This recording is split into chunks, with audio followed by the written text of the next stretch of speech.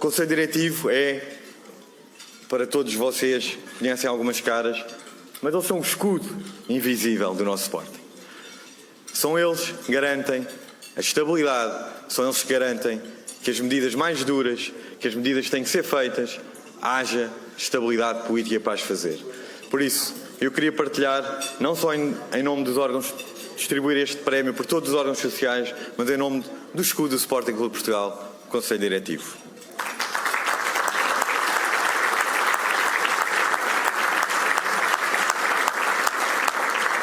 Em meu nome, pessoal, eu quero agradecer a este grupo, porque pela primeira vez e agora começa a haver mais equilíbrio em minha casa, porque tenho 3 prémios de trompo, a minha mulher tem 3 prémios de trompo como ex-atleta e agora passa a ser mais respeitado. Se bem, a quantidade é a mesma, mas a qualidade é sempre diferente. Ser premiado como atleta não tem nada a ver e o valor é muito superior a qualquer outro tipo de premiação.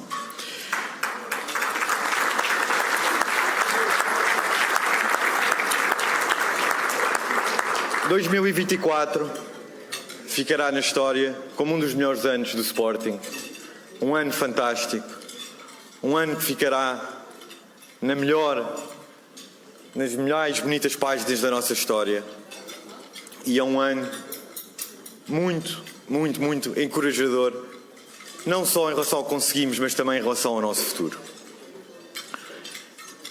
E a verdade é que foi um ano de sucesso, de tão sucesso, que acabámos neste final do ano a sentir um pouco vítimas desse sucesso. E sobre isso, eu gostaria de vir aqui falar da forma mais transparente e tranquila e objetiva e racional de como é que nós vemos o atual momento do Sporting. Falando no futebol. Já vamos ao resto. E, tal como ficou espasmado e muito foi falado nas várias conferências de imprensa, da despedida do nosso ex-treinador, na apresentação do nosso novo treinador, a verdade é que o Sporting preparou esta época com um plano. Tínhamos um plano bem definido, um plano que era possível de realizar, um plano onde tínhamos o compromisso de todas as pessoas e, inclusive, também, de verdade e justiça seja feita, o nosso treinador, o ex-treinador, um dos melhores treinadores da história do Sporting, no final da época passada, informou, a mim pessoalmente, que, ao contrário dos anos anteriores, que recusou vários projetos, e é verdade que os recusou, no final da época 24-25, o nosso treinador sentiu que era o momento de deixar o Sporting. Era o momento de terminar o ciclo. Queria terminar com um bicampeonato. Preparámos o grupo para isso. Preparámos uma equipa para isso. E assim arrancámos a época tal e qual como terminámos. Uma máquina afinada. Acontece o que toda a gente já sabe. Um grande clube europeu com outras capacidades financeiras chegou e o nosso treinador aceitou. A partir daqui, tudo o que estava planeado mudou. Tínhamos planeado sim um fim de ciclo em 24-25? Tínhamos. Tínhamos planeado um fim de ciclo de um treinador que iria fazer 5 anos, onde nós, o que é previsível prever no desporto, mas acharíamos nós que éramos seguramente o candidato mais forte a vencer o campeonato. Seriam 3 campeonatos em 5 anos. E sim, o nosso treinador, como nos tinha dito, iria aceitar um novo projeto e terminar o seu ciclo no Sporting. O Sporting iria proceder a uma modificação, íamos iniciar um novo ciclo. O que é um novo ciclo? Termina a época, abre-se um mercado de transferências, inevitavelmente saem 2, 3 jogadores, entram 5, 6, há uma pré-época, há um jovem treinador, há um processo todo para se iniciar, mesmo sabendo que há um processo que vai levar a certas dores de crescimento. O Sporting estava preparado e planeado para essa mudança de ciclo. Acontece que o Sporting não escolheu o momento, o timing da mudança, do fim desse ciclo. E a verdade é que, a partir de determinado momento, novembro, o nosso treinador deixa o Sporting. E a partir daqui, aconteceu algo que ainda não vi escrito, já vamos em quase um mês, ainda não vi escrito, nem o vi em lado algum. O que aconteceu ao Sporting nunca aconteceu em Portugal. Nunca aconteceu em nenhum grande, não aconteceu nem em Portugal, só aconteceu em nenhum grande. É a primeira vez em Portugal que um treinador sai por sucesso desportivo a meio de uma época.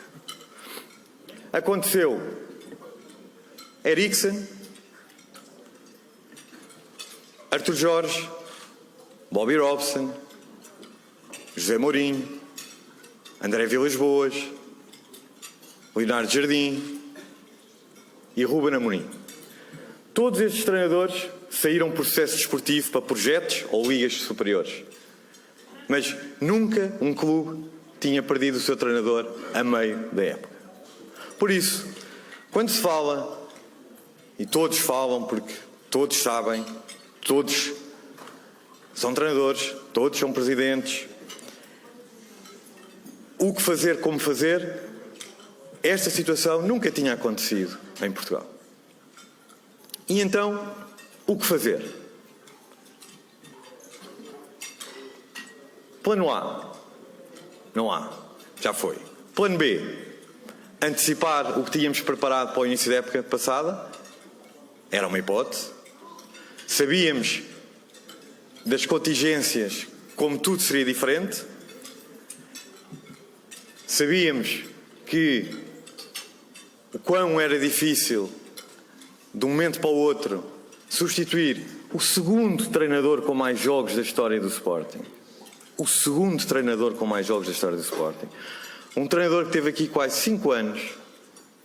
Um treinador que conquistou os adeptos, títulos por mérito. Ficará na história para sempre como um dos melhores de sempre. Substituiu de repente. Tínhamos, sim, essa hipótese de antecipar esse plano. A segunda hipótese era trazer alguém de fora.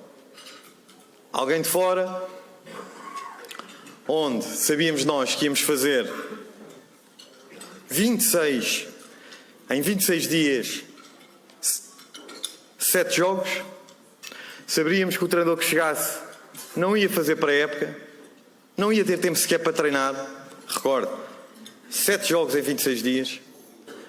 Sabíamos, sobretudo, porque há pessoas aqui que conhecem o que é um grupo de atletas de alta competição.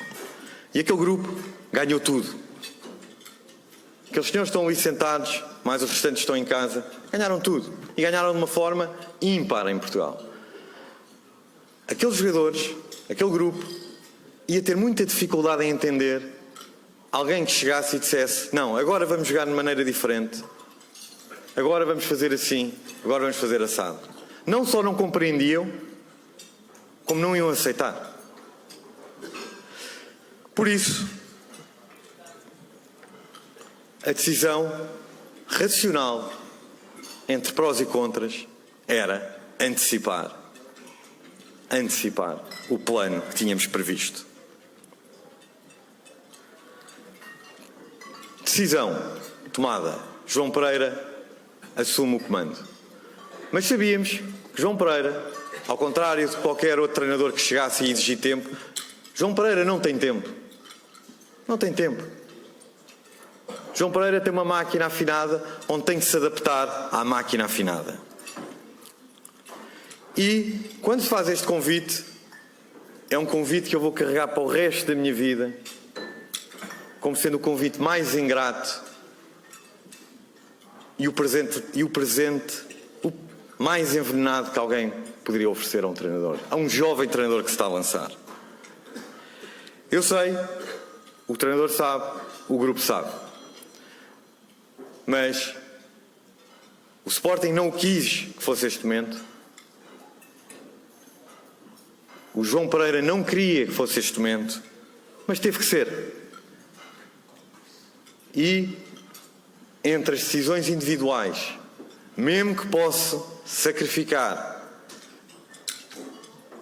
um treinador, um jogador, um dirigente ou um presidente, vou sempre fazer, se tiver que fazer, o que eu considero o melhor para o Sporting.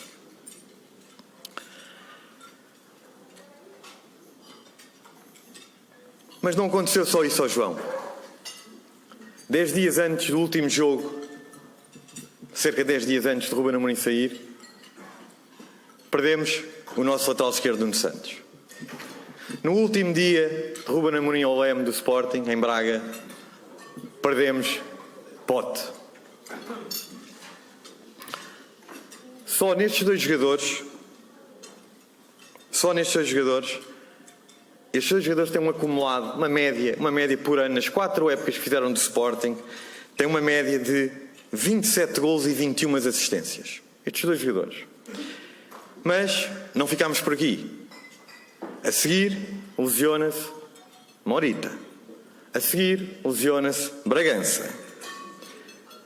A seguir, lesiona-se Gonçalo Inácio. Pelo meio, tivemos o atual guarda-redes titular, também lesionado. Tivemos Santos Justo, também lesionado. E tivemos também Eduardo Quaresma, lesionado. Mas entre a média dos que estiveram fora e dentro, o Sporting teve 5 a 6 titulares fora. 5 a 6 titulares fora.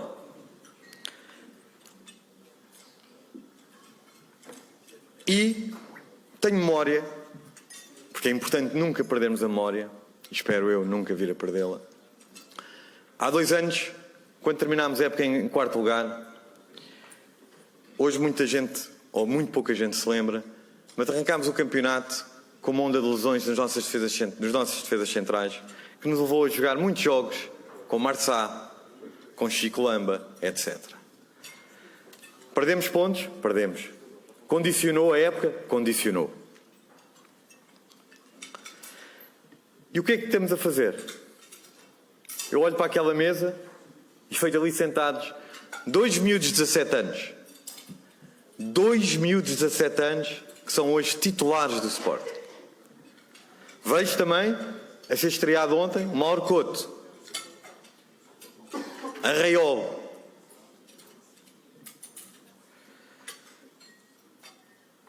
E agora peço para que façam este exercício comigo. Imaginem, olhando, porque todos nós seguimos o nosso clube, todos nós seguimos os nossos rivais, façam este exercício e tirarem 5 titulares aos nossos rivais. 5 titulares aos nossos rivais. E pensem no vosso consciente se a equipa não vai sofrer. Sofre.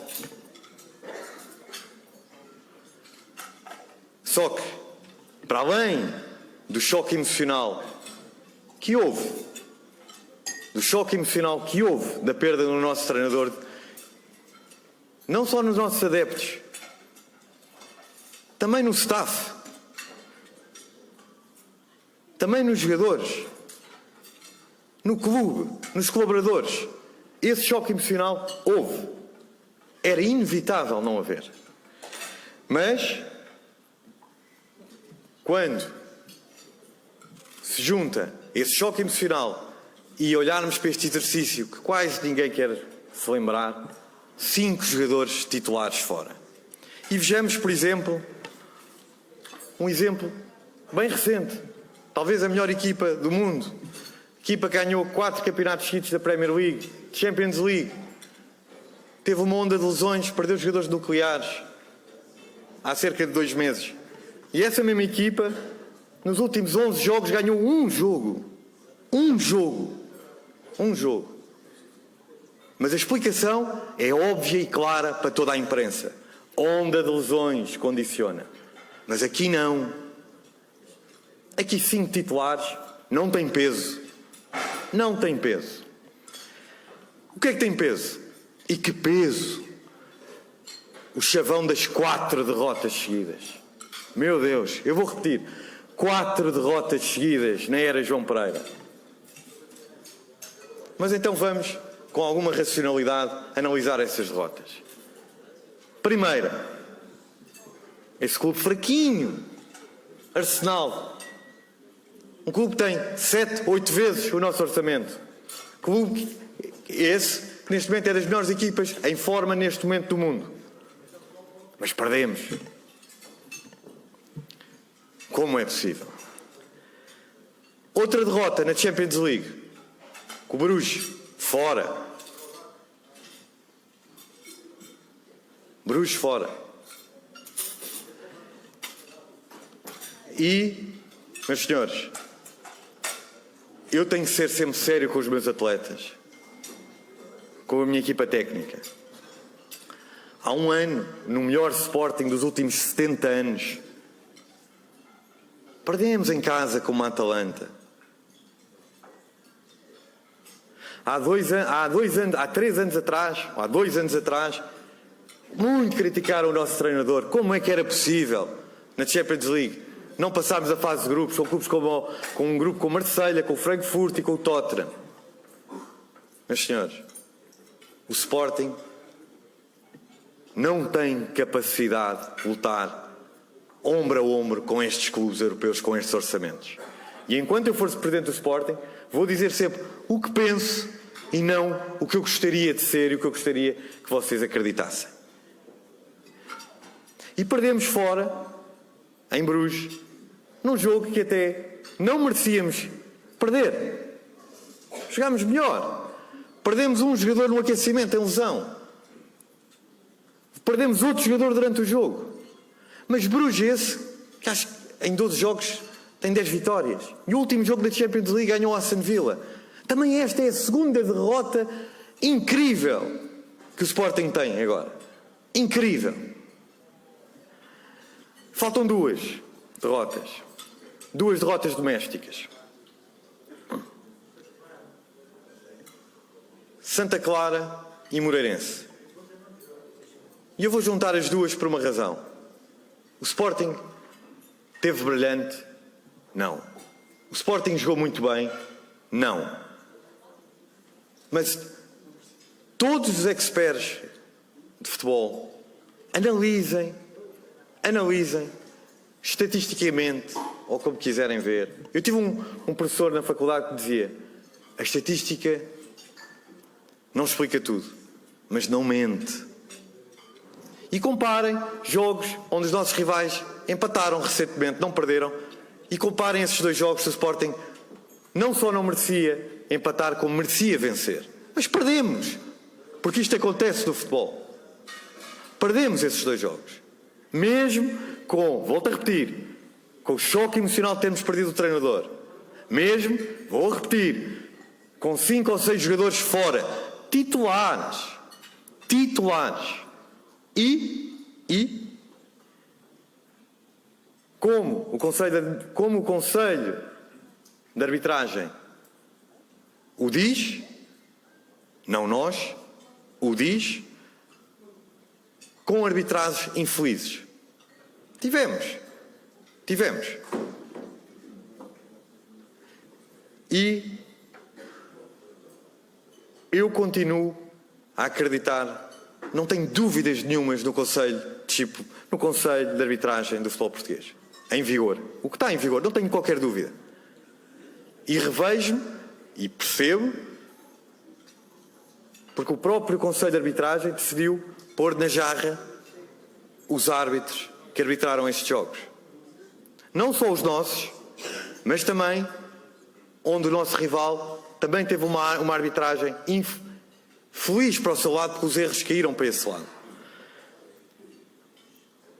Nos árbitros, como em todos os outros setores, há árbitros competentes, outros menos competentes, outros com mais experiência, outros com menos experiência. Eu não tenho dúvida que não há nenhuma conspiração dos árbitros contra o Sporting Clube de Portugal. Nenhuma. Por isso, eu não tenho dúvidas nenhumas também que vão continuar a existir erros humanos. Tenho a certeza, sim, que esses erros não vão cair sempre a prejudicar uns e a beneficiar outros. Isso não tenho dúvida.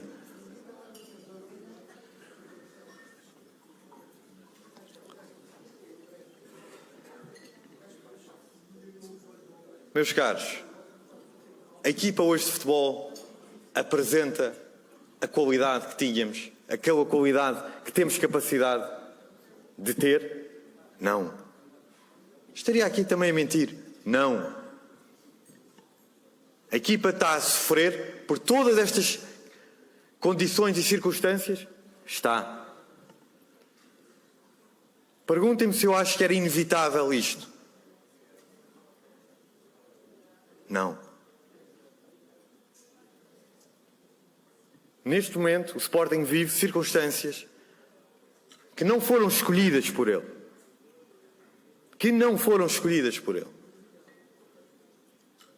Mas era impossível o Sporting continuar tudo como se nada fosse com estas 4 variáveis que acabei de dizer. Choque emocional, 5 titulares, arbitragens infelizes e o que é que há a fazer?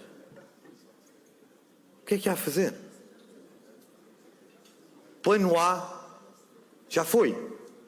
Não há nada a fazer.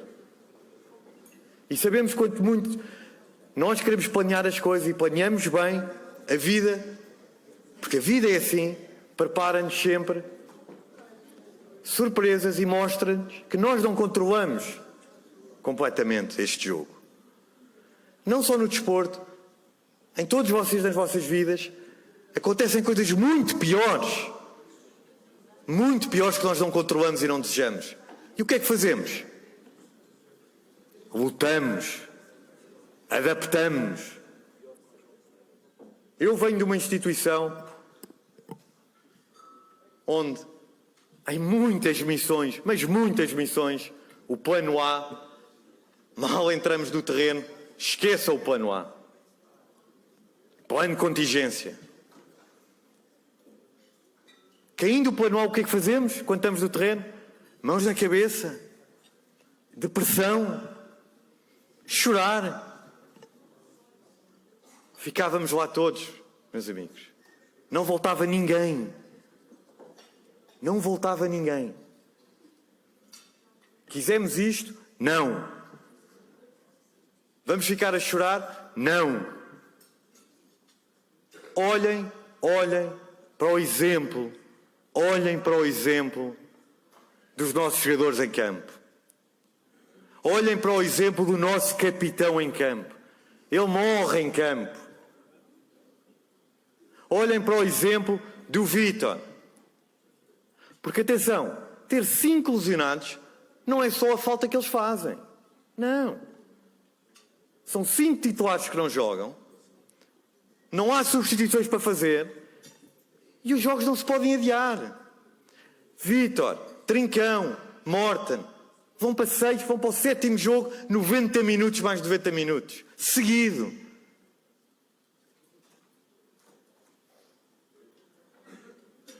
Está ali um menino, João Simões. E o que se diria do João Simões neste país, se calhar se fosse de outro clube? O que se diria? Um menino...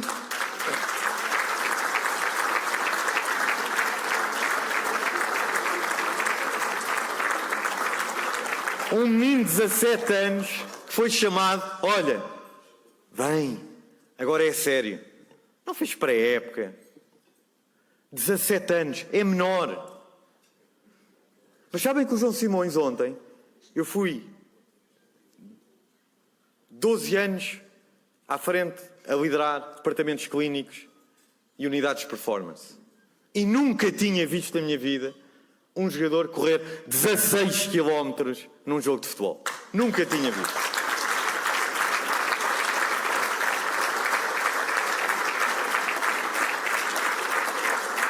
E nunca vi um menino de 17 anos com a maturidade a jogar como um senhor, a sentir o momento, a sentir as bancadas nervosas, a sentir as bancadas tristes. Mas olhem para os nossos jogadores. Vocês não veem, porque não conseguem ver, a frustração de um Pote, de um Nuno Santos, de um Bragança, que não conseguem ajudar a equipa. Vocês não percebem o que é chegar a um jogo como ontem e o Trincão estar morto e saber que domingo não pode haver cansaço, porque não há ninguém para revezar. Olhem para os nossos jogadores. Olhem, sabem porquê? Não é por acaso que eles usam o escudo de campeões nacionais. E eu garanto-vos por eles vão lutar até ao fim pelo bicampeonato.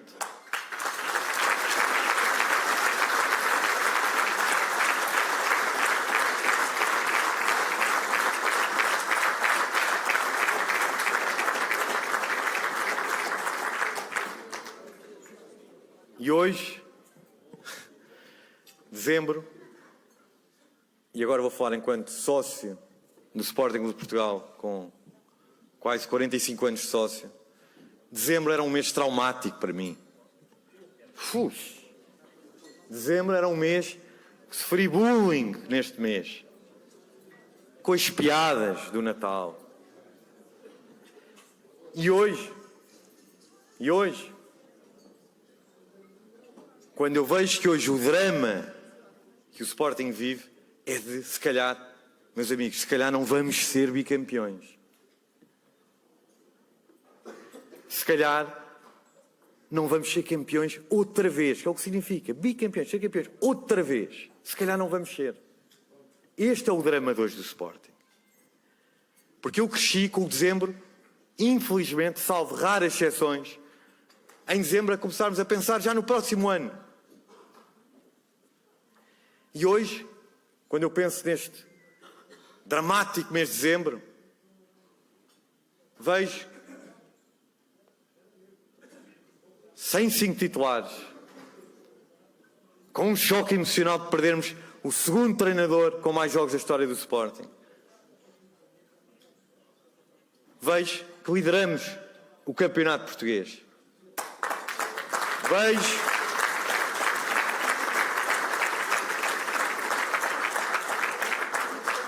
Vejo que nos qualificámos para os quartos de final da Taça de Portugal. Vejo que temos 10 pontos da Champions League e estamos muito próximos de alcançar o objetivo que seria passar para a fase seguinte. Vejo também que estamos na Final Four da Taça da Liga. Vejo também as modalidades continuam com o nosso ADN a vencer, a conquistar a Europa.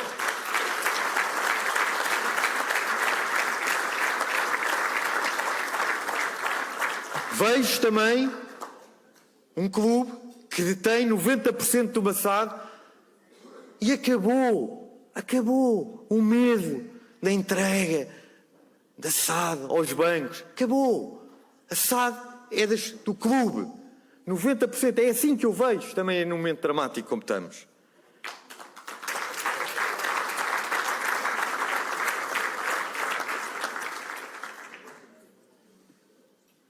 E, meus senhores, não se iludam. Muitas das críticas que hoje existem sobre um momento dramático do Sporting Clube de Portugal têm um nome: João Pereira. Mas não é a ele que são dirigidas grande parte dessas críticas. E eu percebo. E eu, se estivesse do lado lá, também perceberia ainda melhor. Porque abriu-se uma brechazinha onde os nossos rivais achavam que o Sporting vai voltar a ser aquele clube que em dezembro está a pensar para o ano. Vão pensar onde o Sporting volta a ser o clube onde está falido. Mas não. O Sporting não está falido. O Sporting apresentou recentemente o plano estratégico para 10 anos. Com esta direção ou com outra. Aquele é o caminho, aquele é o rumo. E é um Sporting forte, um Sporting cada vez mais sustentável, um Sporting que investe no património como nunca antes. Eu lembro-me como estava a Academia e o estádio de Alvalade em 2018. Mas em 2026 vão ficar ainda melhores. Por isso, para os nossos rivais, e infelizmente pois muita gente vai atrás, que acham que isto era uma brechazinha, lamento, pois o Sporting não volta para trás.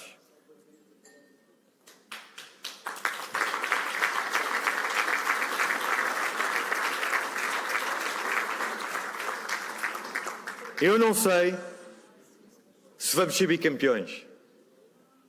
Eu não sei se para o ano vamos ser tricampeões. Mas o que eu sei é que seja da forma A, B, C, D, E ou F, o Sporting vai continuar a lutar por títulos e isso nunca mais volta para trás. Nunca mais volta para trás. Este é o lugar que o Sporting nunca deveria ter deixado de ocupar. É o Sporting que eu infelizmente cresci a ver uma miragem, mas não. As gerações mais novas, a geração dos meus filhos, conhecem o Sporting, esse é o Sporting. E esse é o Sporting que vai continuar a ser. Muito obrigado a todos e viva o Sporting! Concebidos em bordéis, amor ao Sporting e ódio ao Cardide. Rapaziada 1906, queremos vê-los todos.